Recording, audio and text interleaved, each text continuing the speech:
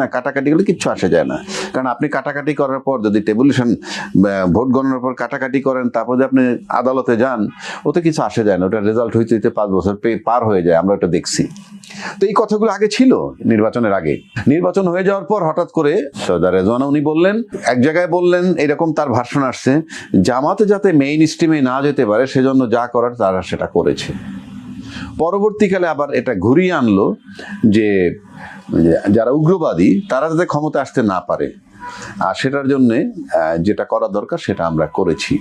তো এটা পরিষ্কার একটা ইঞ্জিনিয়ারিং এর এডমিশন হয়ে যায়, যেখানে একটা ইঞ্জিনিয়ারিং হয়েছে।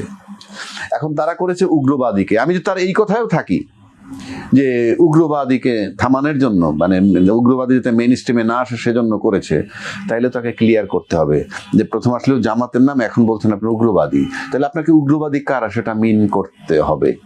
এবারে নির্বাচন